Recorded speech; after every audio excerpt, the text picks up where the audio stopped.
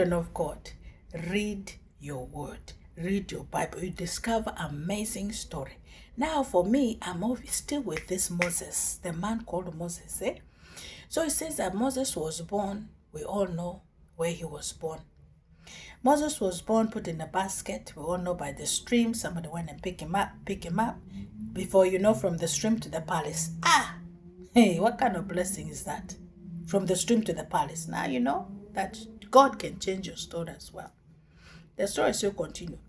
Moses grew up in the palace, become leader, watching how people are mistreating these children of Israel because he knows his blood runs there. He get upset, angry, kill one person. They knew about it. He flee. He ran away. Now he thought he's committed sin and is done. When he's out there doing something, God comes to him and say, you're the one I'm looking for. Moses is like, who, me? You're the one I'm looking for. They're mad. You're the one I'm looking for. I want you to go back there and rescue those people because they're crying out. Moses is like, oh no, I cannot go back there. They'll arrest me. They'll kill me. I did so much bad thing. God says, which bad thing? Which was bad thing that I myself, God did not see? You must go back. Moses come with, but my God, I can't even speak. You see, say my God, that means you can still speak. Go back. I don't know the English. I don't know the language. I don't know. You also the one over there trying to say, I don't know. You're the one. You're going to be chosen. He went back home. He has no excuse. He said, go. I'll even send to help us. Aaron's, they're there. They'll help you. Come on. Moses went over there, helped the children. Stubborn Pharaoh. It's like, no worries. I know how to deal with them. God knows every tactics. God knows everything. Here you go. Fast forward. Go through all the miracles, the plague, 10 of them. Reach the sad one. The saddest one. And Pharaoh said, I give up. Take your people and go. It says that, but all this time, we all said Pharaoh has a bad heart. God has hardened. God was hardened the Pharaoh's heart. So Pharaoh can be so everybody will see the miracle of God performing one by one. As he let them go, God says, these people are running. Pharaoh, what are you doing? Pursue them. Pharaoh, boom, pursuing the people. And God said, I'll show Pharaoh my power. They part the sea, Moses did. As they crossed, Pharaoh said, I'll catch you. By the time Pharaoh said that the sea covered, they all drowned in the sea. They crossed over. We don't forget. We need the food. We need this. We need that. Complaining to Moses. Moses when God says, now it's time to cross. Moses said, if your presence doesn't go with me, I don't care about milk and honey. I don't care about the blessing. I don't care about the prosperity. I don't care about what.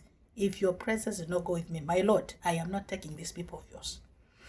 Moses was focusing more on the presence than everything else. The experience, the good thing that is ahead, the thing that he promised Isaac, Jacob, and Abraham. Moses, don't you want those things? Like, no, I need the presence. Okay. You get, here they move. They reach there, hit the rock. Moses did here. Water comes out. Okay, God says, I know the plan. You will not get there. They crossed over. The Caleb shows. The Joshua shows. By the way, they reach the mountain. God says, come up, Moses. You see this place. You see this valley. You see this place. All this that I promised before. I promised your fathers, your forefathers.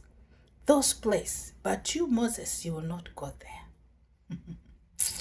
What will you do? All this hard work you've been doing, now God say you will not go there.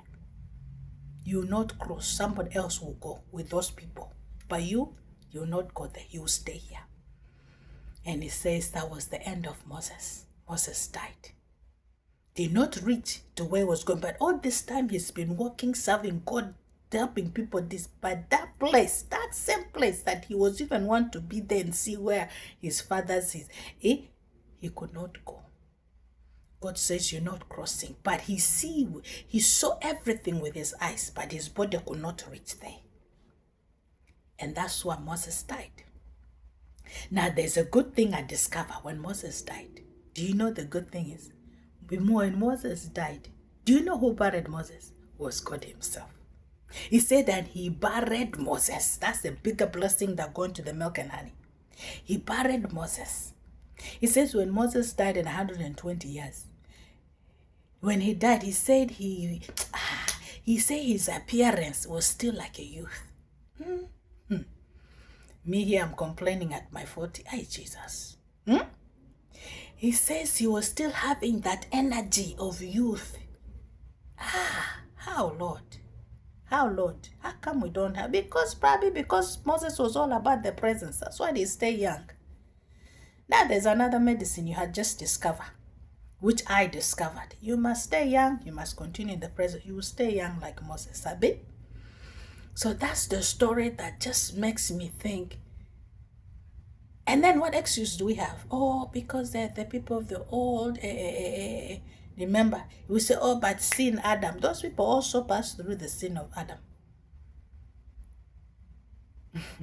But what they have experienced is even more. So anyway, that was just the story of Moses to just share with you, for you to understand that not everything we need. We're missing up the big picture. Moses did not miss anything. You may say, oh, but because of that, he didn't discover milk. Even those who went to milk and honey, did God bury them? Did they get a chance for God to bury them? No, they never.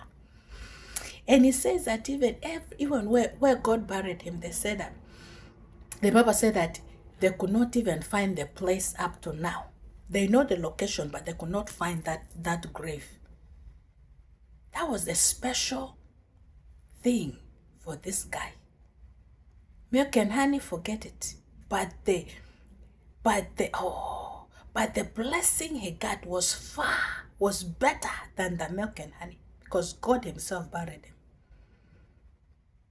His work was done.